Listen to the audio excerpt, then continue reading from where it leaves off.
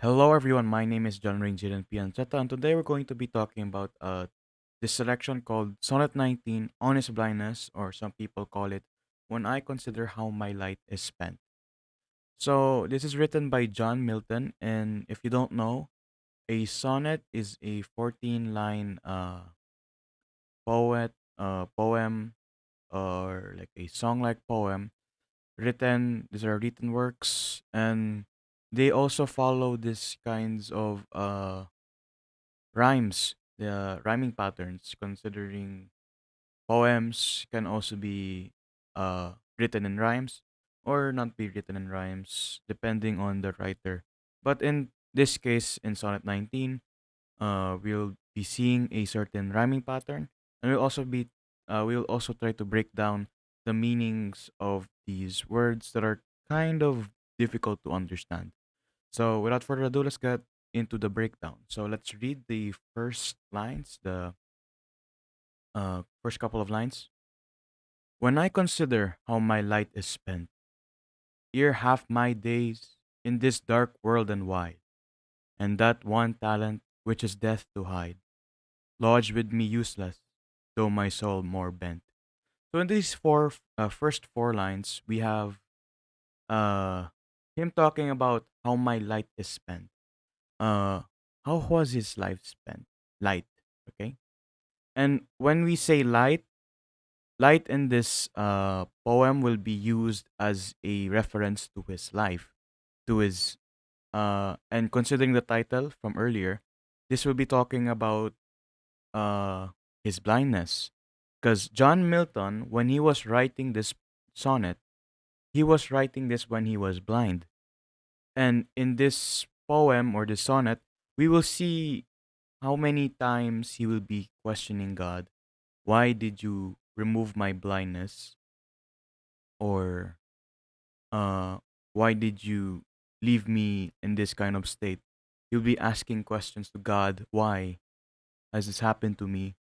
Don't you want me to uh, serve you? Because John Milton spent his whole life writing works, written works for God, so that people can see that loving God is for everybody, and John Milton wanted that to be available for everyone.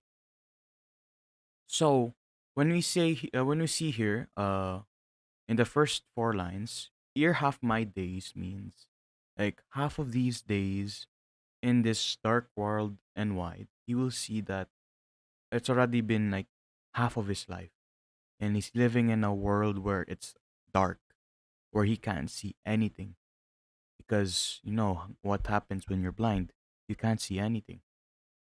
And that one talent, which is death to hide. Okay, what this means, it's basically the talent is his writing. How he can write poems, how can he write these kinds of sonnets in order for him to serve God. But now, lodged with me useless, though my soul more bent. This means that he felt useless because he can't write anymore because he was blind, or so he thought. We will see in the next few lines that this isn't true because in the next line after that, he says, though my soul more bent. This means that he was more determined to make more in order to serve God. Okay, let's go for the next lines. To serve therewith my Maker and present my true account, lest he returning chide. Doth God exact day labor, light denied?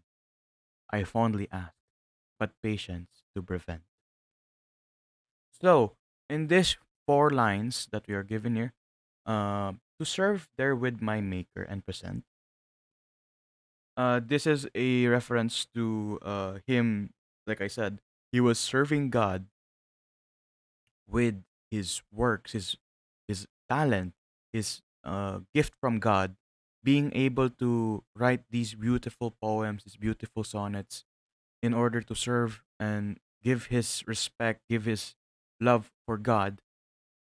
And this is his true account, my true account, lest his he returning child. He's returning what he can do what his labor can do.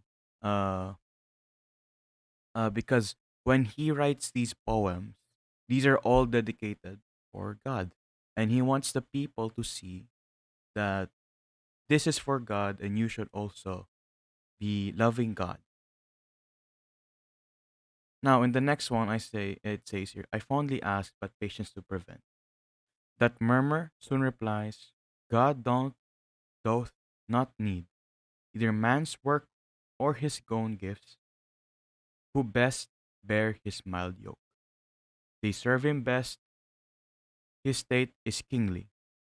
Thousands at his bidding speed, and post o'er land and ocean without rest. They also serve who only stand and wait. So here he was asking God with patience, but to prevent anything to happen to him, he was waiting for a reply.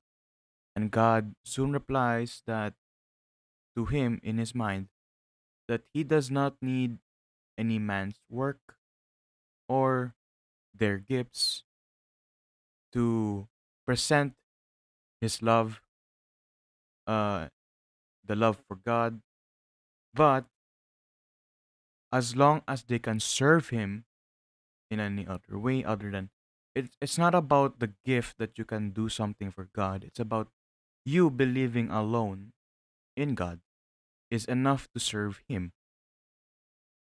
His state is kingly because God is the King of Kings, as said in many times in the Bible, and thousands at his bidding speed and post over land and ocean without rest, meaning he has done a lot of work in this world, and so we need to continue learning about him as he has done a lot of things for us.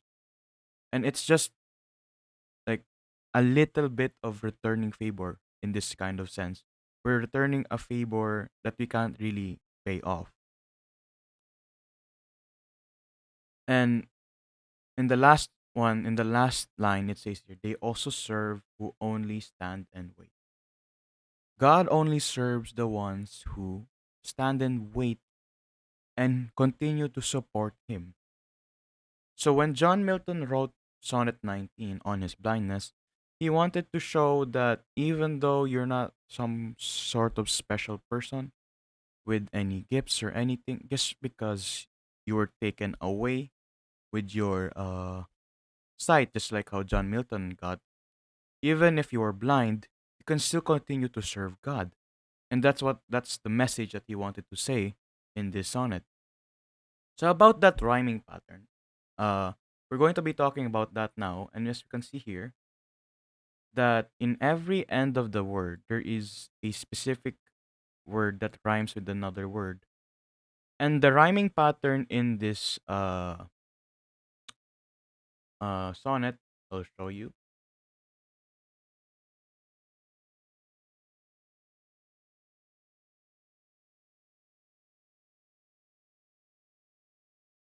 It's this right here. Well, I'm gonna make it a different color so you can see it properly.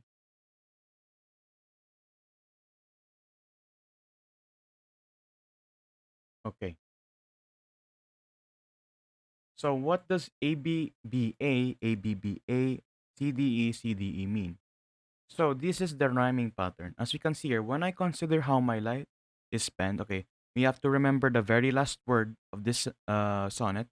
You can see here that it is spent. The next one is wide. As you can see here, they're not the same.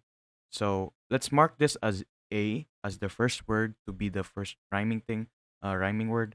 Then the next will be B because it doesn't rhyme with spent, so it'll be AB. Then as you can see here, wide. And then the next word is hide. As you can see here, these two words rhyme, right?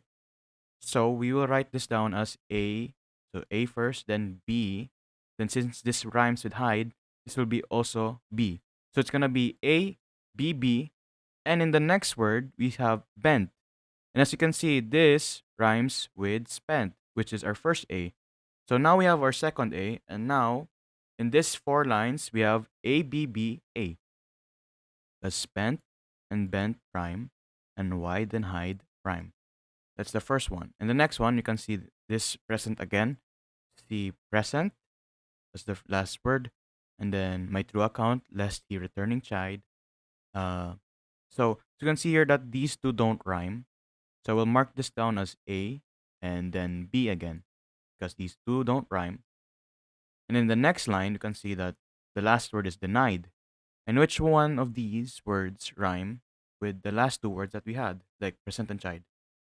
And it's chide. So we're gonna write this down as B because they both rhyme.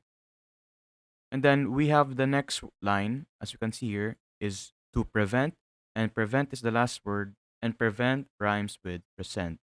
So as of now, from these 8 lines, we can see that the order or the rhyming pattern that I said was ABBA, ABBA, and all of these correspond to that rhyming pattern. And the next one, we can see here that the next rhyming pattern is CDE, CDE. So let's see what happens here in the next one. So the last word is need. Okay, so let's write that as C, the first word to be used in the rhymes. And next is best. As you can see here, need and best don't rhyme. So let's mark that down as D. And then in the next one, state, which doesn't really rhyme with any of the other two words. So we'll write that down as E. So as you can see here, need, best, and state don't rhyme with each other. And then, but in the next last 3 lines, we see speed, which rhymes with need. You can see here, need and speed, right? So, since need was labeled as C, we're gonna label speed as C as well. So right now we have C, D, and E. Okay, let's continue on. In the second line, in the second to last line, we have rest. Rest rhymes with best, meaning best was labeled as D earlier, so we can also label rest as D as well, because these two words rhyme each other. And wait also rhymes with state. And state was labeled as E, so we'll also label wait as E because they both rhyme.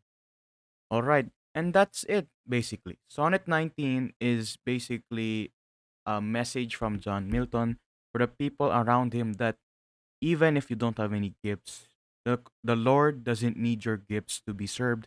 As long as you continue to believe in God, He will also serve you. And as you can see here, a sonnet is a 14-line written work with a poet like or a song like writing style.